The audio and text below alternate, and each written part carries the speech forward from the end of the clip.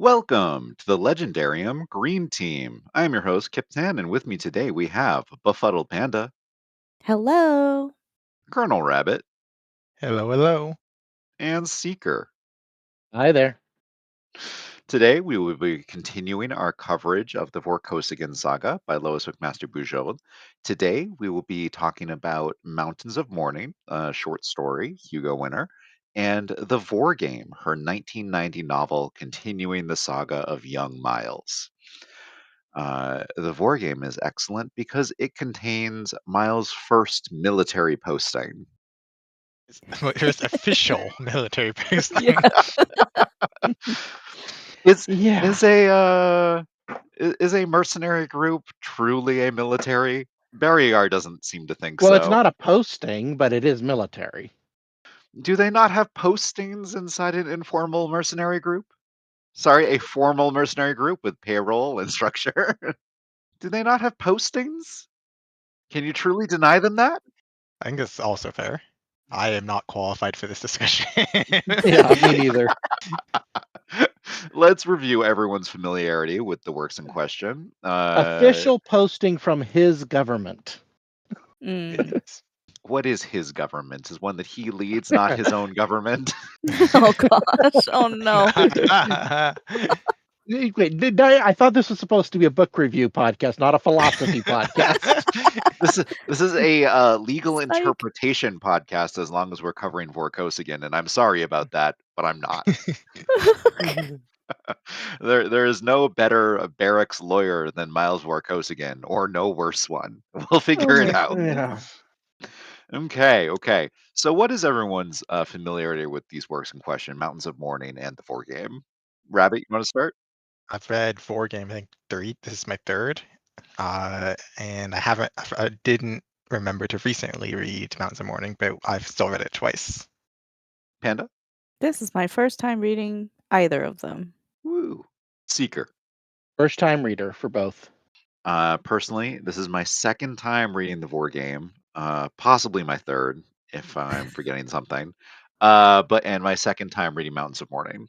Uh, how were people's general impressions? Just no spoilers, talking about how much you enjoyed these stories, what impacts they left on you.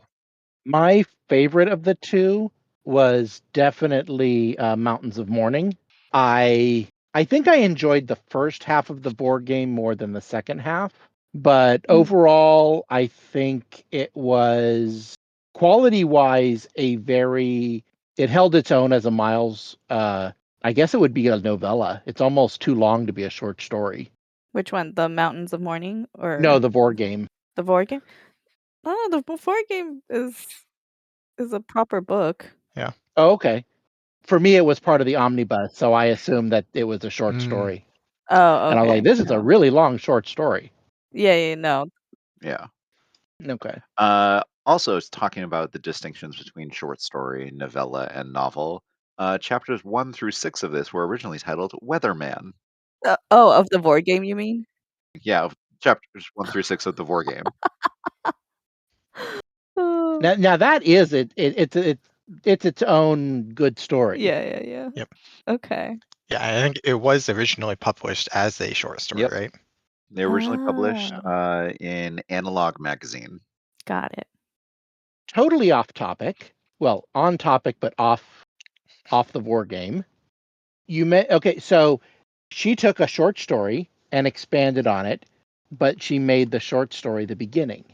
I once heard an interview with Orson Scott Card where he says a proper short story should be at the end of the novella it's turned into, which is what he did with Ender's Game. He turned his short story into the climax of Ender's Game. Interesting. What do you think? This time around, I was really waiting to get through chapter 6. But that might be personal bias. I do have certain well-known biases about industrial machinery that really only come into play later in this book. Could you have done like an entire novel of the Weatherman to have that conclusion? Okay, how much are we going to talk about the scat cats? If more time was spent on those, maybe Kip would be happier. Oh, I see. Well, what is this iridescent hull material? Why does that the thing? all the safety procedures regarding the storage and That's completely being ignored.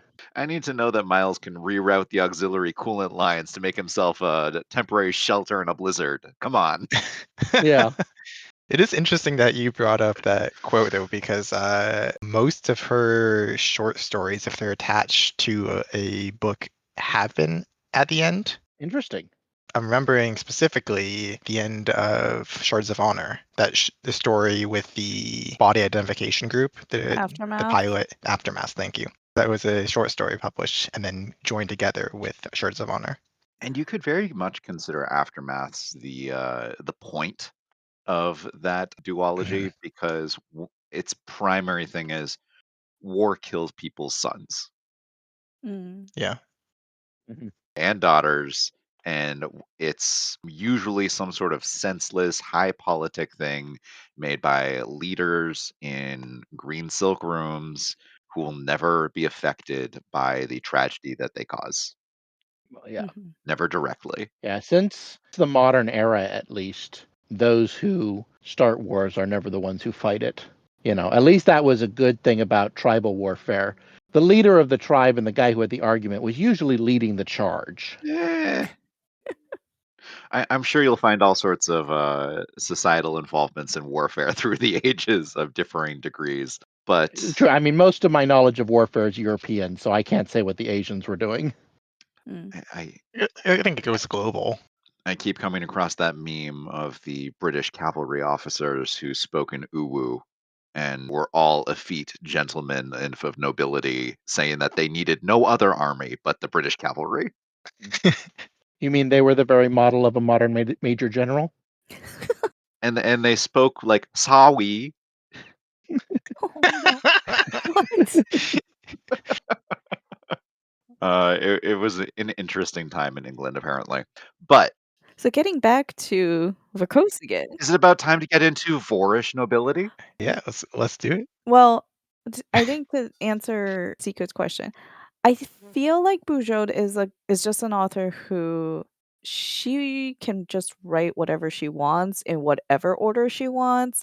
If there's like one slice of, the Vorkosigan lore that she wants to dive into and expand later, she'll just do that. And I think it all works. Like Mhm. whether it's a short story, whether it's a novella or a full-length novel, she has done such a good job of getting me to care about these characters that I'm just like, I don't really care the length, and I just want more of their stories, more time with them. I'm sorry I avoided the question, but my general response to anything that Orson Scott Card says about writing himself or general things outside of his written word, I don't believe.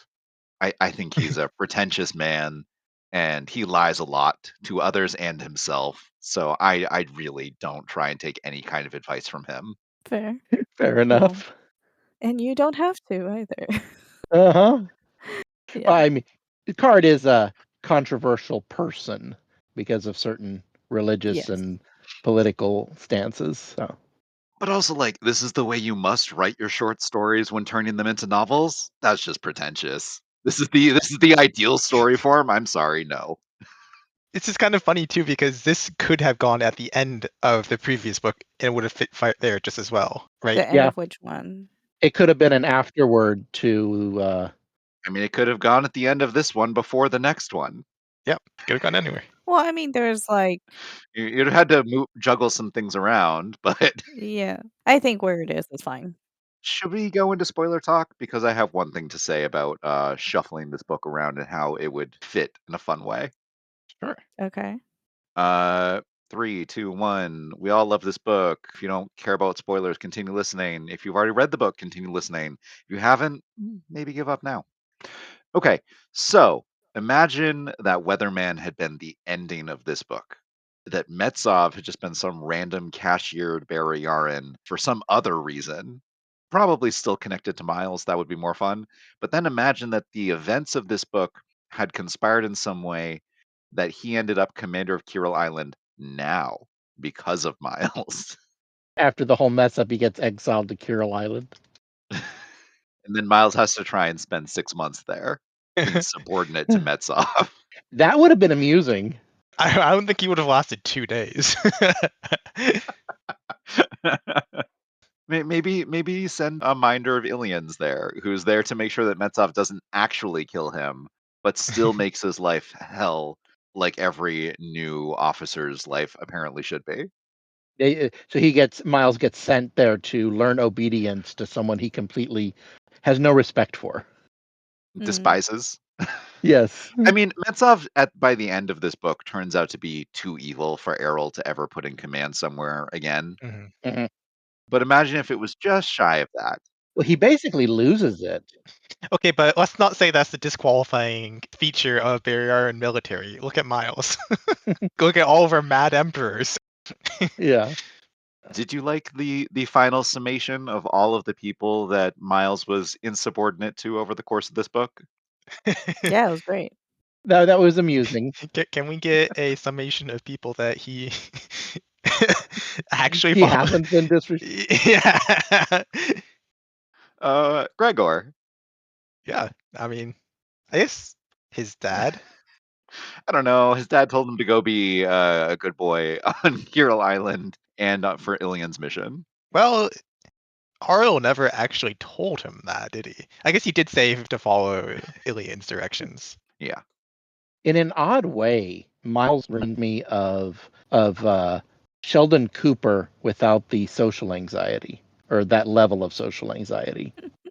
I mean, he's got the social anxiety, though. That's the Yeah, thing. but it manifests differently. He just needs the momentum. He's so convinced that he's right about that, that he's the only one who sees what's actually happening. And Sheldon is not driven by a fear of failure, but Miles definitely is. But he's incapable of just sitting still and waiting to see how things work out. He has to get in there and meddle. It's like compulsion level Badinsky. He's hyperactive, for sure. Oh yeah, that definitely. Hyperactive, compulsive, an overthinker. When he gets low, he gets low. Mhm. I think he's bipolar. And one of our clearest looks at depressed Miles early on is in this book. Mhm. Yeah, he actually reminds me of Sherlock Holmes because when Sherlock Holmes didn't have a case, he would enter a phase of depression and use Hey, cocaine to get out of it. hey, Miles' stimulant use was last book. We didn't see it in this one. True, but it setting the stimulant use aside, the psychological swinging from manic activity to depressed nothingness is very similar. Yeah. You even kind of get the support for that from the end of War Game, or not War Game, Warrior's Apprentice, when he was at the academy, and you get the little snippet at the end and the afterword of that, where he's enjoying himself because he has all these puzzles that the instructors are giving him to solve. He has all Mhm. these games where he has to be competitive to try to be the one survivor. Right. And in when he first arrives, I forget if it might be when he first arrives at the island, Creole Island or whatever. There's a scene where he says, "The first 2 weeks were fun learning the programs and how to do stuff, and after that, it was just mind-numbingly boring." It's when he was in Yeah. ImpSec and they'd given him the desk Oh job. yeah, yeah, that's right. That was when he was under unofficial arrest. Yeah. He was being detained. It's like unless he's constantly being challenged, Right. he's just I'm bored. And how he was Yeah. talking about he was going to go insane for 1 day of solitary confinement. Solitary is not good to this man. No. I No. think it was also mirrored with Gregor, where Gregor was like, because he feels so controlled and boxed in, and throughout this journey, because this is a journey for Miles, but it is also a journey for Gregor, where he comes to the realization of like his power, his impact. Yes, it's not necessarily like leading an army and like fighting and doing like all this active work, but his power is in the diplomacy, the negotiation, the relationship building with the other worlds. And he also feels like he needs a purpose, and him finding that he is really good at this leadership thing, and he isn't necessarily like his father, where we do find out about him knowing some bits. That being the trigger. Yeah, Yeah. some bits about what his dad was like. Yeah, the character development of Gregor was really good. Mhm. Yeah, Yeah. it's almost kinda shocking how nonchalant his, like, suicide attempt was just, like, kinda glossed over. Yeah, I couldn't even really figure out what he did. He rolled off a balcony or something? Yeah, like, it wasn't very explicit. Yeah. He tumbled off a balcony. It wasn't, like, described in detail, like, exactly what happened, and Mhm. it wasn't until, like, Miles says something more explicit, like, "Oh, that was a suicide attempt," or, like, he's being a bit more cautious and, like, keeping an eye on Gregor, then it's, like, a lot clearer to the reader. But, yeah, it was a very effective way to just let that information through, and then you see the Mhm. impacts of it. I want to tie that into another very brief revelation of dark trauma later on in Yeah. this book when Cavillo kills Metsov. Mhm. Uh-huh. Oh, yeah. And there's just the very quick implication that Metsov raped her. Oh, yeah. Yeah. Yeah. Yeah, absolutely. Either raped or it's like, It threatened at the very least. Mhm. yeah. Yeah. Yeah. And evidence of physical assault at the minimum as Uh-huh. well. Yeah. Yeah. That relationship is just sick. And it really pushes Metsov into a different tier of evil so that we're Mhm. kind of happy to see him get nerve disrupted to death. Yep. Mhm. I shouldn't say tier. I should say different category. I mean, I don't know. I've been in communication with some women who've been in the military. I read a lot of historical fiction, and frankly, Game of Thrones gets a lot of it right. Oof. Yeah. I mean, he already tortured someone to death Mhm. canonically Yeah. and Yeah. and committed murder to hide that up as well. Yeah. Anyone with his kind of megalomaniacal attitude, willingness to kill his own men because they defy him, is not going to bat an eye at SA. Yeah. Nope. It didn't even surprise me at the end. I was just like, well, of course that's what he did because that's the kind of person. But also Cavillo getting off scot-free as well. Was it not on your bingo card? Well, I've read the book before, but I was not expecting it the first time I read it. Yeah, I was disappointed, frankly. And Yeah, it's same. actually something that really bugs me with highly honorable characters, what I refer to as the lawful good, too good for their own good characters, is they'll give their word because of a situation, and then they'll actually keep it, even though you know it's going to bite them later, and they know it's going to bite them later. It's one thing I liked about Gibbs in NCIS is he would like imply or even outright state that he would give someone immunity. They'd confess and they'd be like, "Where's my immunity?" It's like, I don't know what you're talking about. So, are you predicting that Cavillo will come back later in the series? Like, there'll be consequences? It would not surprise me at all if she comes back and causes Miles all kinds of trouble. You don't think that Sidiganda is going to take care of her? They might, but I wouldn't be surprised if she's on her way to do something nasty to Miles when it happens. Okay. She does not strike me as the forgive and forget kind. She strikes me as the I'm going to hold a grudge and make you pay. Speaking of Sidiganda, what do people think about them as a political faction at this time in the series? How do you think the world building has built them up or not? Were you excited to see them come and try and invade at the end? Were you disbelieving that these few radicals, in air quotes, could get away with a major military invasion of a wormhole nexus as like an off the books adventure? And potentially Sitiganda as a political empire as a whole may walk away scot free. I'm trying to okay, like, to me, the Setagandas don't feel that real yet. I mean, we've had encounters with them, but it's been more distant, and I know there is a book called Setaganda There in the is. Mhm. series. So, maybe I'll feel differently after I read that, which I'm assuming is gonna be more direct contact with that society civilization. I'll say this, it is set on Cetaganda. Yeah, so right now I think they're more just kind of like a little bit of a boogeyman. They've also, with our reading order, been a little bit defanged because we saw them as Mm. kind of laughing stocked in Ethan of Athos. Mm-hmm.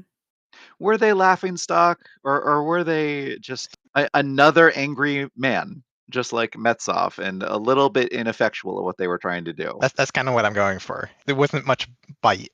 What I've seen so far about Cetaganda is that they are a logical extension of a highly militaristic honor society.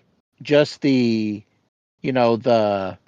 how all of the people who lost would have to come back and be executed and or commit suicide, the plausible deniability. They're not taking advantage of it. It's being shifted to disposable units, if you will. Now that doesn't fit with honor society, but the way that preserving the empire's honor, I guess is what I'm going for, is more important than the honor of any individual.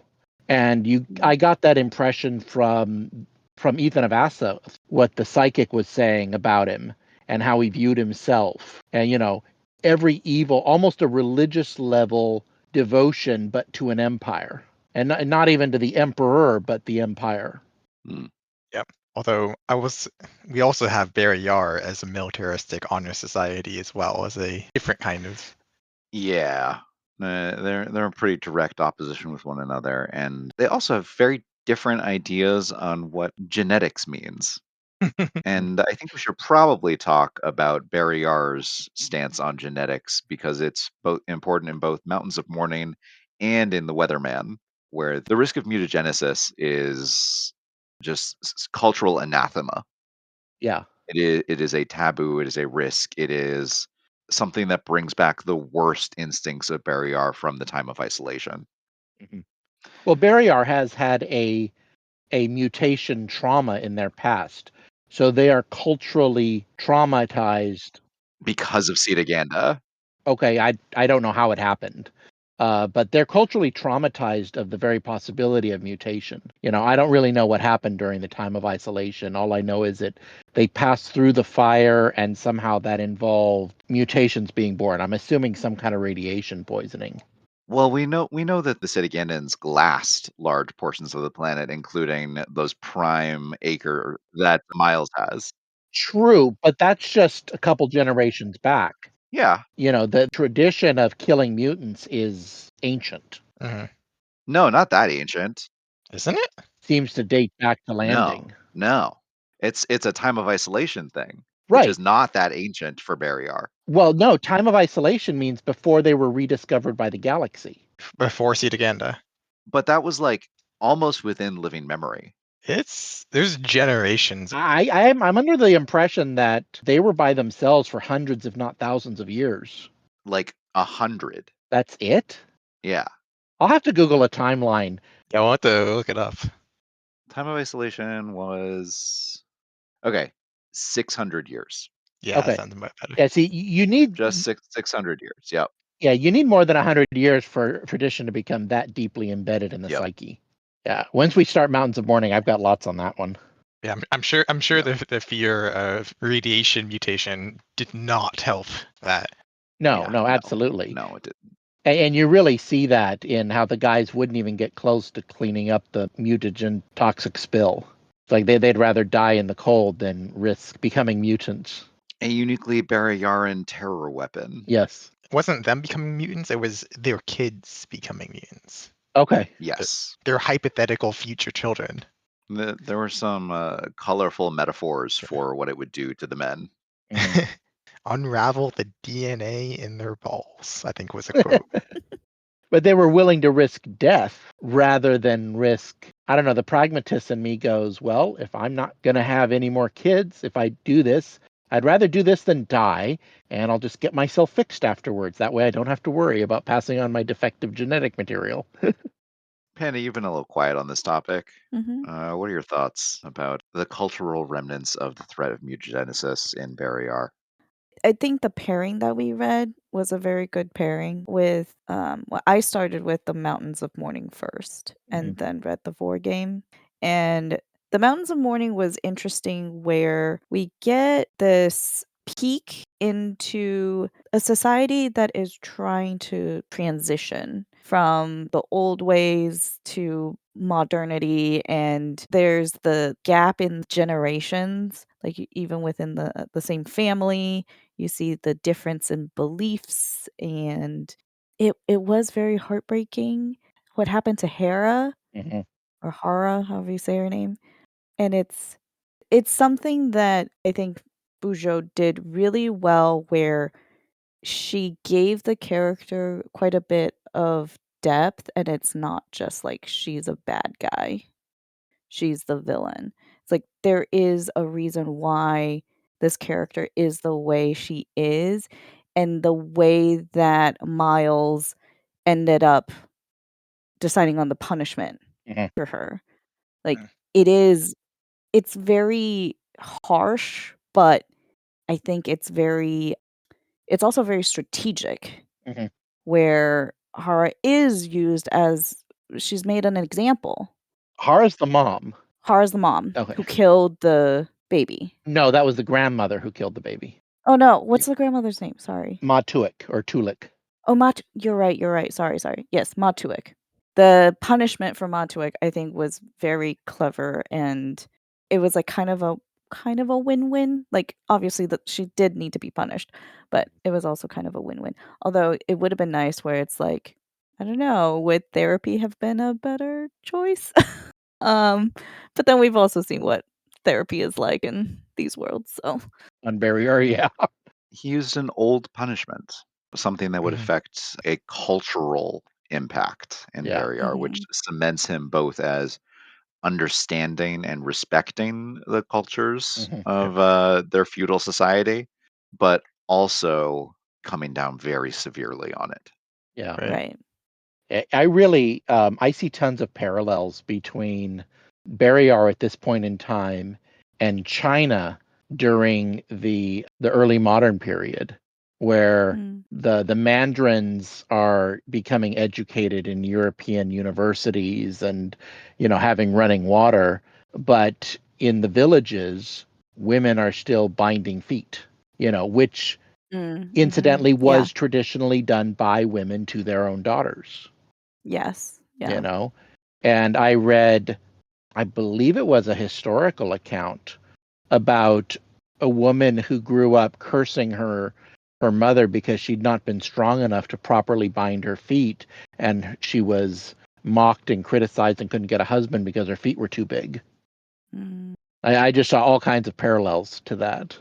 Yep. Even, and That's I don't tell me whether it happens or not because I don't want the spoiler for everybody, but I will be very surprised if Barrier doesn't have some kind of socialist style revolution because of wealth inequality between the cities and the rural, because they've got spaceships. Meanwhile, the farmers don't even have electricity. mhm. Yep. I also like that Bujold took a real deformity. She took a Hmm. hair lip as the Mhm. inciting incident in Mountains of Mourning, Hmm. which attitudes towards a hair lip vary across the globe currently, and I'm Mhm. sure they did in Bujold's time as well. But in a modern developed country, they view it as a very fixable birth deformity. Hmm. Mhm. Mhm. And it's more like an aside to your backstory, if you will, when you're introducing yourself to someone. Like it's just a very minor feature which may or may not come up in your past, and no one would ever think to assign any sort of moral value to it. Yeah. Yeah. But it's not too long ago that they were killing children born with 6 fingers. They're a Yeah. witch. I mean, let's not even care about extra fingers, just using your left ones. Oh, that's true. I Mhm. forgot about the left-handed thing. Yeah. Mountains of Mourning is one of Bujold's more powerful emotional stories. Hmm. Absolutely. And it's tight. And I can't believe I'm going to say this, but unlike the Vor game, it doesn't suffer from an excess of space stations. No. I loved the setting for Mountains of Mourning. The Mhm. climb up into the mountains and even the interaction with how to stop a horse that's running away from you. Yeah, Mhm. Be nice, calm, and pull out a lump of sugar. it's a lovely little written story, Hmm. and it shows Miles as a potential district lord, Hmm. as the successor. Yeah, something that was quite clear, Miles even noticing, like, yeah, these people, they have very little, and they're still paying taxes, and all these taxes, like, go to furthering the empire, and they're getting very little benefit.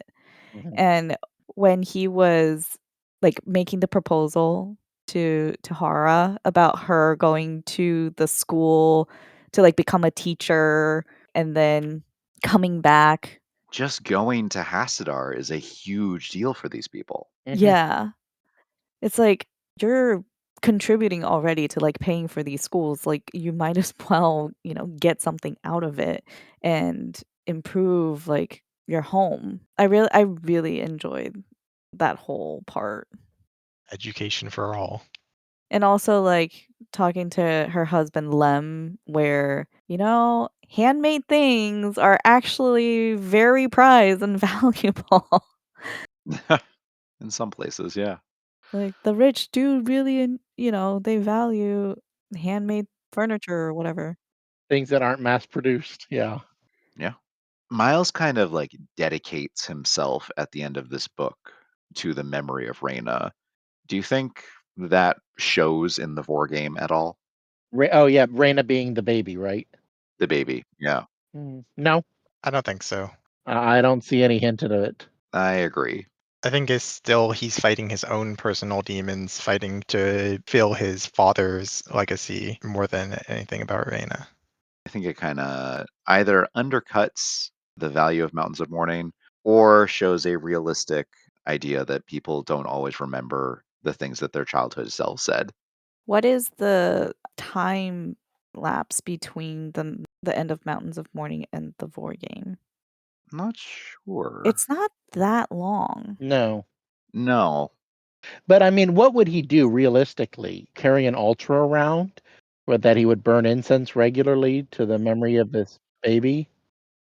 No, I think it's more of, like, we would see it more in, like, his thinking. it was that same year. It was the same year. It was like probably within a couple months maximum. It's mentioned a little bit in the Vor game. It's mentioned once. They refer to like that thing in the mountains. Yeah. Yeah. I mean, I could see it if he were to again, if in the board game he dealt with, well, basically primitive tribal peoples or something involving the life of a baby. It would be a way for it to come out. But I honestly don't see any practical way that that could have any part in the board game. Maybe when he's getting bored up at the weather station, there could have been a mention, but I think the closest that we get is his pardoning of the fellow mutineers on Carol Island. His decision to sacrifice his military service in order to make sure that they're not charged with insubordination. you think that has anything to do with It's the same general idea of being able to use his power to fight for people who would otherwise get crushed. Mhm. It's championing the weak. Championing the weak with the voiceless. yeah, but Miles has always done that anyways. Yeah. Like I said, it was a stretch. Because he views himself as weak and voiceless. So I think he just sees himself in anyone who's getting a rough turn. Well, he sees himself as Don Quixote. That absolutely, Yeah. yeah. Let's tilt at another windmill. I think he has overeager windmill pattern recognition. Let's tilt our stolen spaceships at space stations. He can't see a problem without jumping in with both feet and I'll think Yeah. about it later. What did Errol say about his solution? Carol Island is like, you did a good thing. Maybe not the best possible good thing, but I try not to second guess my field commanders. It was Mhm. the right thing. Hmm. You did a right thing. Yeah. A right Maybe thing. not the most possible right thing. Yeah. When was The Mountains of Mourning published compared to the Vor game? Because the Vor game was, like, 1988, 89. Wargame was 90. Mountains of Mourning is 89. So it's the same year in universe, 1 year past it between publications. Because both Mountains of Mourning and Weatherman take place just after his graduation from the Imperial Service Academy. Yeah, but Bujold writes in whatever order she wants. She So. very much does. Yes. So we're about to like exit that era a little bit where things go a bit more linearly. We're not there yet, but we'll get there. Yeah. No, if we're gonna classify Bujold, plotter or pantser, she's definitely a pantser. Writes by the seat of her pants. I don't know if it's quite the same way as other pantsers. I'm not sure if I can explain it properly. No, well, I mean, we're dividing all authors in the world into two categories. I'd love to know when she developed each wormhole nexus and route. And like, did she have like a general galactic map planned out in advance, or did she just write it as she needed? I think she just wrote it as she needed it. I don't see any kind of detailed galactic nexus map written out. That's something Sanderson would do. I don't have any evidence, but I would be very surprised if she was that seat of her pants. I do know that there are maps of the wormhole nexus that include planets that are not really listed in any of the books. Hmm. So at some point she decided to sit down and make a map. Mhm. But also the fact that like she is going in non-publication order for a majority of her first books in the series shows that she has much more about these characters planned out in advance from where she's writing them. I mean, if you decide you fall in love with Miles, you have certain life events you're going to want to hit, Mhm. Yeah. and it's not hard to plan a couple of them. Yeah, I could see it as getting an inspiration for a story and then choosing a character to make it fit with it. Mm. In the afterwards to the version I read, she says that she wanted to include the death of Miles' grandfather because of the death of her father or grandfather or something like that. And so there were just certain stories she wanted to tell, and she just kind Mhm. of fit them in. Yeah, how did we like that gut punch of Miles's grandfather? Just kind of that was last book, That right? was last book. Yeah. Mhm. Yeah. Okay, we can Yeah, but skip we that. see him like do the ritual Yeah. at the We see him do beginning the of. ritual and go to the grave, and, you know, Yeah. Yeah, he's still trying to live up to his grandfather's expectations of him. which he never got. And boy, does he need to learn to not live for his grandfather a little bit, just a little bit. But I think what's interesting is at the end of the Vor game, I think it was Errol it was Errol who was saying like, well, Ilian and I have been trying to work ourselves out of our jobs. Yeah, that's why Miles Mhm. keeps giving them both so much work. Yeah. But when, Miles like realizes why Gregor was on Prince Serg when they came, he was like, "Oh, Gregor ordered himself on that ship." And Errol's like, "Yeah, I had to like it was really tough letting go, like not being able to just Mhm. force his own opinions, right, onto Gregor." And I think that was something that Errol was also imparting on Miles, whether consciously or subconsciously, and I think maybe that'll come up later. Oh, yeah. As a parent, that's a phenomenon I know very well. When you realize you're no longer parenting your your child, you're advising an adult. Mm. For our newbies, do you think that Miles is going to take over for Errol at any time? I think that in a way, yes, but it's gonna be a very Miles way. Like, it's not gonna be as straightforward, and there will be some sort of, like, twist, and it's not gonna be exactly how I would expect.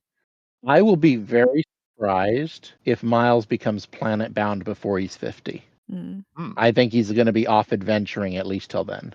I mean, it is called Adventures of Miles Vorkosigan. You think he's going to make it to 50? I think he's gonna make it to 50. Good point. You think he's going to make it without house arrest until 50?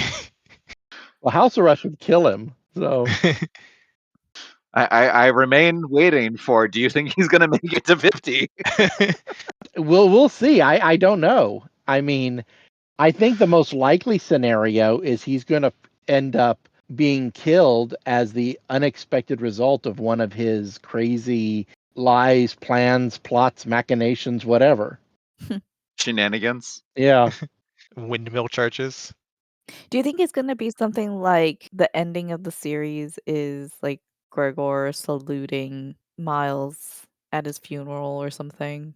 But not before he has a kid, because I don't think Bujold would let him die without having at least one son to One carry on child. the Vorkosigan name. And I think Elena will come back to Barryar Okay. at some point in the future. Do you think that she is romantic endgame? Elena? Yeah. Bowser is gonna die, and Miles is gonna swoop in on traumatized Elena. I don't know. A civil campaign thing. Is that what it is? Who's that on the cover? No spoilers. I personally don't see it as likely, but I accept it as a possibility. What about Elena and Gregor? I'm like trying to remember the civil campaign cover in my head, and all I can think of Ooh. is the military jackets. What about Elena and Gregor? Ooh. Hmm. Maybe. I mean, she cut a fine figure in this book with her giant plasma arc. What I would actually like to see is Gregor pulling a Prince and the Pauper or a Henry V or something, and end up falling in love with some rando. From another planet. Not necessarily, but someone who's not typical aristocracy. You know, he could even like Mm. fall in love with a peasant and raise them to the level of nobility, and Do you think that Barryar is ready for that? well, For the Emperor Gregor Barbera to marry someone who is not Vor? Cordelia will make them ready. I think there would be as many troubles with that as Edward the First had with his wife, Okay. which, it didn't go well. But she also tried to run England, and so that came with its own set of problems. Speaking of romances in this book, how did people like Ivan in this book? Oh my goodness, that guy. He was Ivan. You mentioned at the start how every starting officer has to have a bad job. Well, Ivan's the exception, apparently. Uh, Ivan gets the cushy desk job. I did like the scene when they find out how he hacked into the security, and the dad's just cracking up. You're impenetrable security, and they managed to crack it in 5 minutes. Most expensive ever. Also, the scene with Ivan. I'm not talking to you at work. Yeah, don't get any of it stuck on me. Ivan eventually learns to just hang up on Miles. Well, I mean, really, the only thing they need to do is have security cameras inside the booth so that there's an independent monitoring of what the person in there does.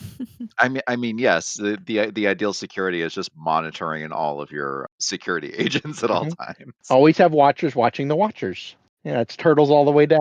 and maybe don't make the comm consoles so easily movable Yes, across the carpet. bolt the Yep. damn consoles to the table. One thing about Bujold is, and it's a very enabling thing about this whole universe, is that computers seem to be in their infancy, Mhm. and so does the internet. Mhm. There's no way for anyone to identify that Miles Naismith and Miles Vorkosigan are the same person.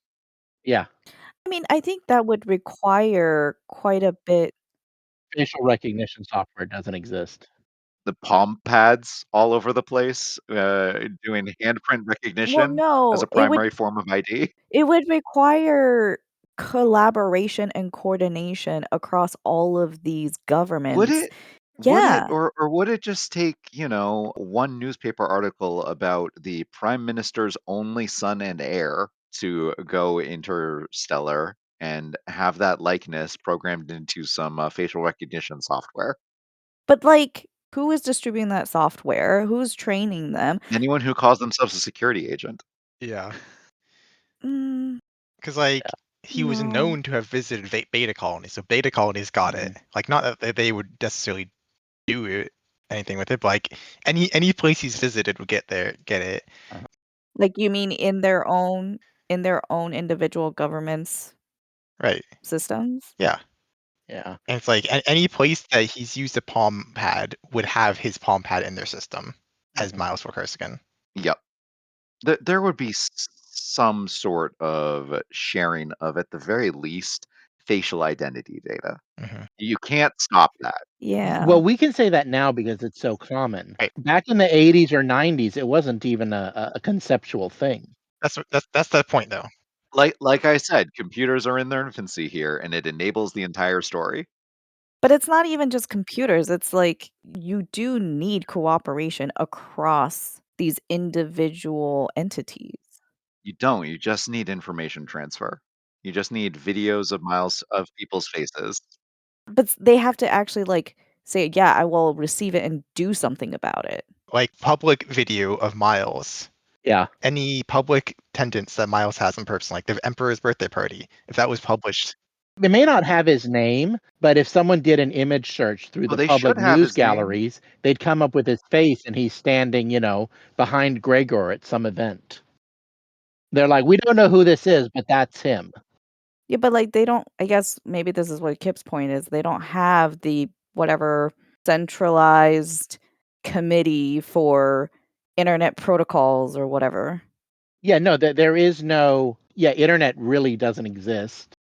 But even with that, right, like, today, our reality, it's a collaboration between different individuals and no. entities. There's also a lot of Yeah. cross-governmental espionage of people scraping publicly available data to build their own facial recognition Yeah, most facial databases. rec these days is done purely with public available data.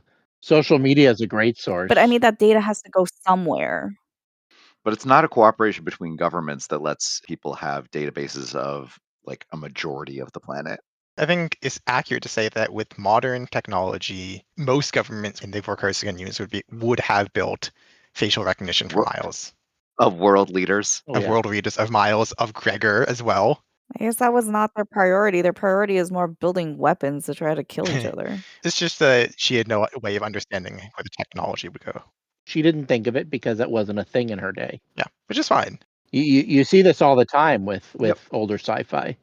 Yeah. The fact that everything gets printed out still instead of being transferred digitally. Mhm. And they use vid discs and credit chits and all that sort of stuff. It ages the story. It's not a bad thing. Mhm. Asimov's OmniVac is still using electron tubes. Authors write about the technology that exists in their day and imagine what they can.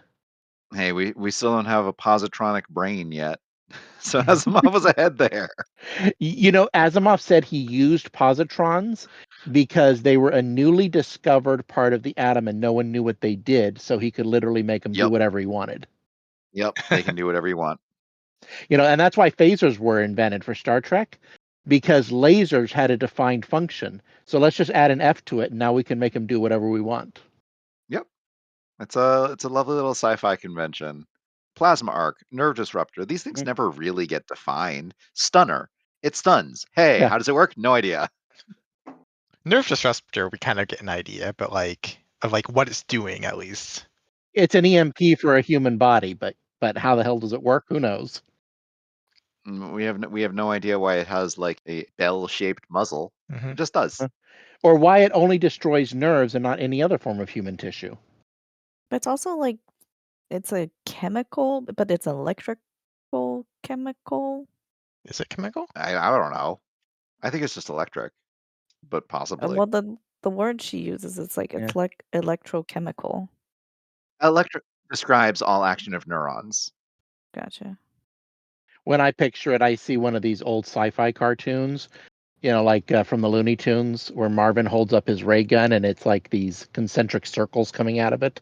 It's exactly what I think of for Yeah. the nerve disruptor. I see like a little ball of lightning. Okay. Yeah, for when it fires. I really loved when Elena was trying to stop herself from laughing through the vid call with Davila. Yeah. And then they made a quick little summary of all of the ways that Miles either besmirched or planned treason. Oh, yeah. Yeah. That was amusing.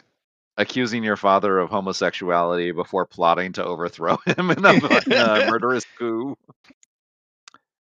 Did anyone else like the little line where it said, "There were times when I didn't even know what space station I was on." And I felt like that was a little self-dig at Bujold for writing some very boring space stations in this book. Maybe. I mean, my favorite part of the space station is when Miles, the repairman, gets sent to find the air leak and ends up sticking his foot through a wall. I like that part. That was That great. was a good part. Miles with the toolbox was Yeah. one of the best Miles. But also, Uh, what space station he was on didn't matter so much that he was on a space station. Yeah. Oh, speaking of space stations, what did everybody think of the basically the extreme capitalists? Jackson's Hole. Jackson's Hold, yeah. I find depictions of extreme capitalism in fiction bemusing. I don't see them as practically actually being able to happen. What do you all think? Could it be done, or is it just a fictional trope? Justice for sale. I mean, it can be done if you're fine having a planet of sociopaths. Right, but not all humans are. Great, then don't get stuck there. It's a failure state of a civilization. I just don't see it as practical. Why? Okay, let's say that all roads are paid for using, like automatic sensors that detect when you're driving and you just get charged. Okay, great. But who pays for the stretch of road that's, in front of your house? Or, there's always going to be a part that's like between whatever. I just don't see it as eminently practical. Easy. You don't own the house, the company does. And the company is owned by an oligarch. Well, no, in a pure capitalist society, you would be able to own the house. No, not necessarily. Pure capitalist society doesn't necessitate any free class of people or even necessarily private property. All it necessitates is that at least one person can own things. No, no, I mean, that's a monarchy. It can also just be the end state of a capitalist dystopia. Yep. One person who has managed to take the money from the rest of the people. Yeah, but then it's not capitalism anymore. It's just a monarchy. And Jackson's Hole is not capitalism, it's an oligarchy by the houses. The Okay, so houses it's more have like all the Venice power. during the time of Dante. Correct. It's a mob utopia or mafia rule. Yeah, that makes sense. And you can have little minor houses, but they've all got to have protection rackets coming from somewhere else Hmm. or not be valuable enough to be worth taking over. There's plenty of examples of gangs running a country or owning a country throughout history for that. Well, I think this is more gangs founding a country, if I understand the lore Mhm. correctly. Well, from what I understand, Carthage was like that. It was run by a council of merchants. Unfortunately, we don't know much about the details of the Carthaginian economic system, but, we know they didn't have an army. That's why they always hired mercenaries.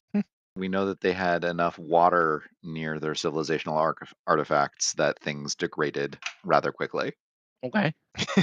I have no idea how wet modern Libya, I guess. Well, they were primarily along the coast with their centers of civilization. Right, because they were sea traders. You know, nothing's worse for long-term survival of artifacts than coastal environments. Yeah. Well, anyone who owns a car near the ocean in a humid area knows what salt water does to a chassis. But now let's imagine that salt water is being whipped into a froth by Wawas. Back to the book. Oh yeah, speaking Panda, what did you think when you Mhm. when you read the joke? Wawa hunting. Yeah, when I posted the joke about, anyone want to go sniffing for Wawas, you're like, I have no idea what you're talking about. Oh, okay, yes. I thought that was really well done. It's like Lieutenant On, he's just like, "Well, the computers are not that accurate." And when Miles asks him like, "But how do you know?" And he's just like, "I just know." Hmm. It's It's so like, don't you innate. smell that? Yeah. And then it actually didn't take very long for Miles to be able to do it too. Even though he was like, "Oh my goodness, this man, he spent 15 years here," you know? It's experience that he's gained over time. How am I supposed to ever do this? I mean, very true. Institutional knowledge is a valuable thing, and sure, maybe Miles had started to get it, but I don't think he was at On's level yet. No, I didn't get that No, impression.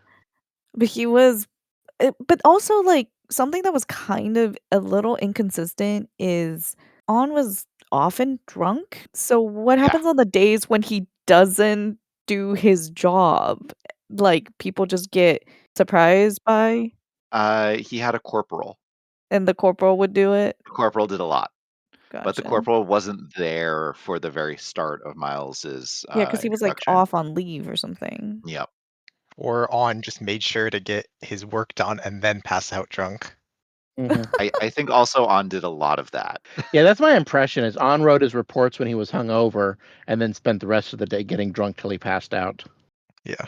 Gotcha. He'd go topside for 5 minutes, make his report, and Sniff then the get air. back in his warm server room, Smells like Wawa. Mm. which 15 years? Yep. How would each of you behave or withstand a polar research station for 15 years? Well, depends on how much internet bandwidth we can dedicate towards new books and book downloads.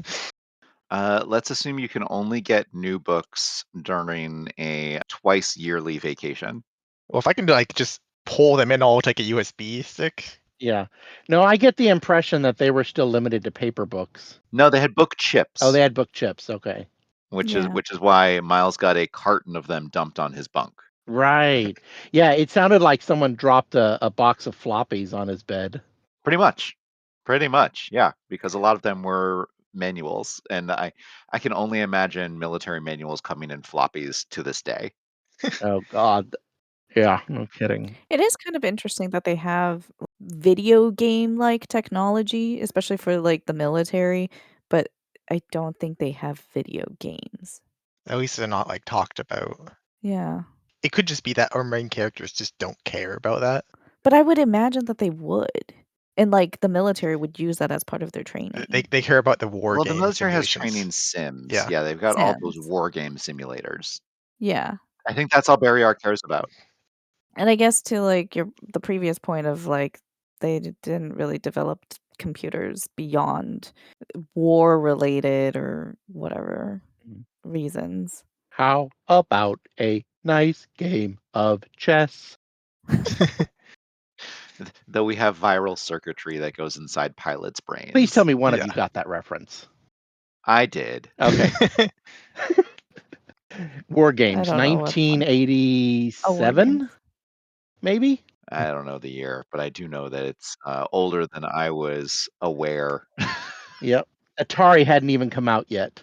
That was a Commodore I 64. guess, like, as the series went on, I think I remember you guys talking about it in the primer, like, she doesn't really advance the technology all that much, She can't Not really. right? really. I mean, like she does to some extent, but like it's still less than 50 years. Like I guess like technically our Mhm. technology has advanced so much in less than 50 years, but like considering this is what 28th century, 25th century, something ridiculous. Like 500 years in our future and it hasn't developed. So it would make sense within world for the technology to not advance that much over such a short period of time. I guess a lot of their innovation was placed on it's just different priority, like, when they were describing Prince Zerg and, like, describing how their laser weapon or whatever could Gravitic Lance. yeah, could reach, like, 3 times the distance of the Yep. Setagendan ones. So Mm. it's like, they are making advancements, it's just not in the Right. consumer world. Yeah. Yeah.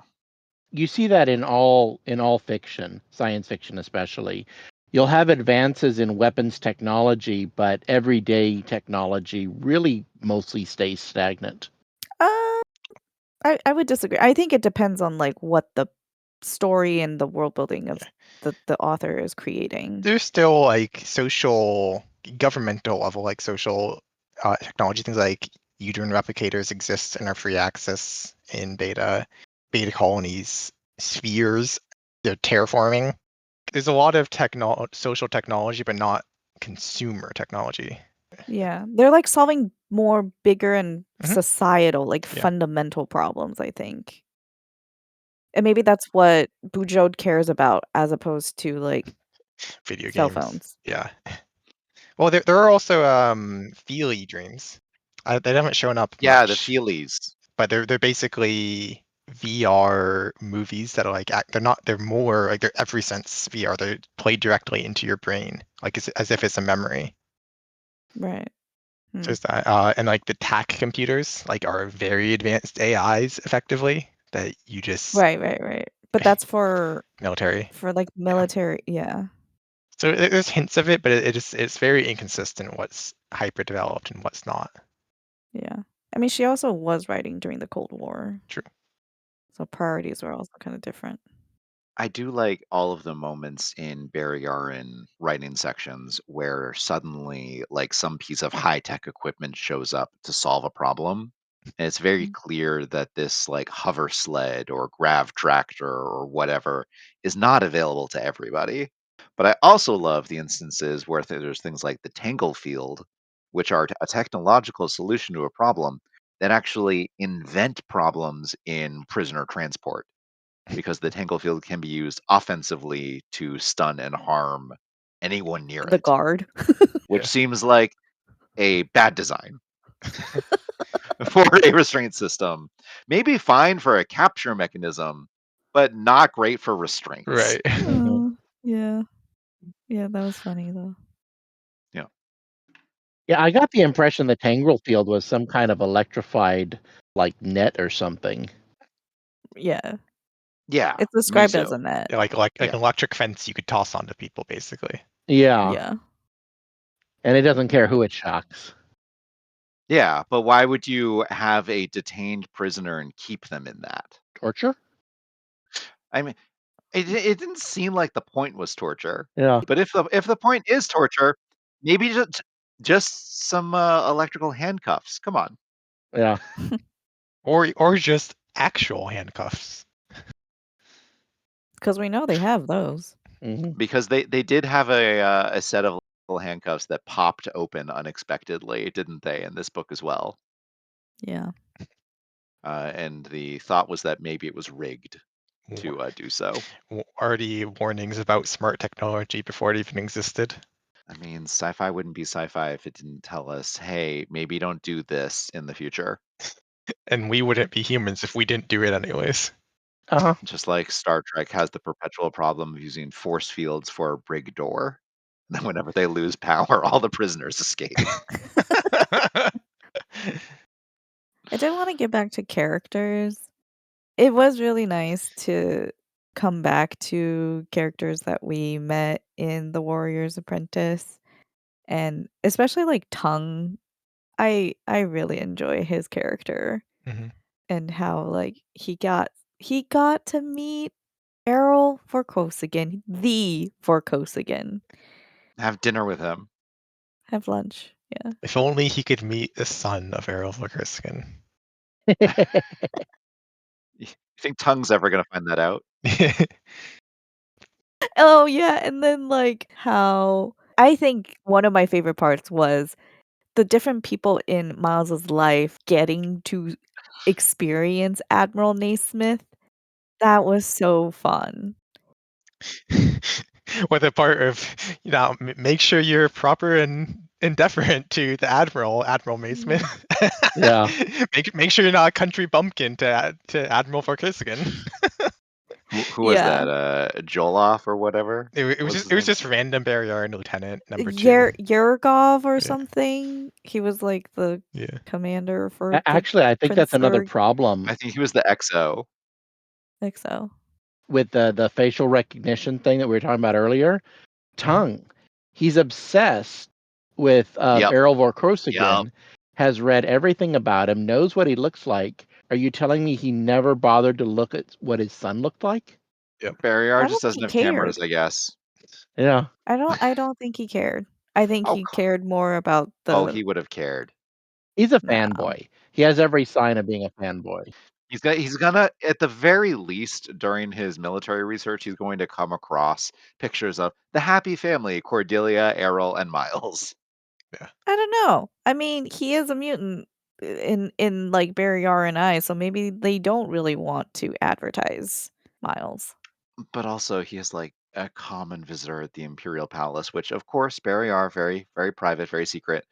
But there's no way that he doesn't appear in some sort of publicly available publicity I mean, photos. they were able to keep Gregor's disappearance like a secret for weeks and Keeping his whatever. disappearance a secret, fine. Keeping him off of facial recognition, not okay. All right. You know what? If you get a chance, let's ask Bujold. Yeah. No, I would not waste her time with this.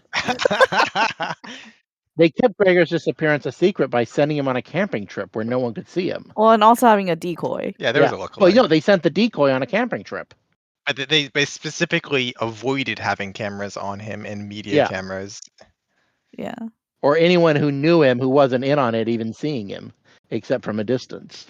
Yeah, and that'll hold up for a few weeks, maybe a month, maybe a couple. Mhm. But Miles has been there his entire life, in and out of the palace. Yep. Tongue would know. Maybe Ilian is just that good. Deleting all evidence of Miles's face before it leaves. He's Yeah. got that perfect memory. Do you like him damning that memory chip again in this book? And with the suggestion that he's going to get it removed? Wait, what? I completely missed it. You know, Simon Ilian has an Illyrican memory chip, which gives him perfect recall, right? Sure.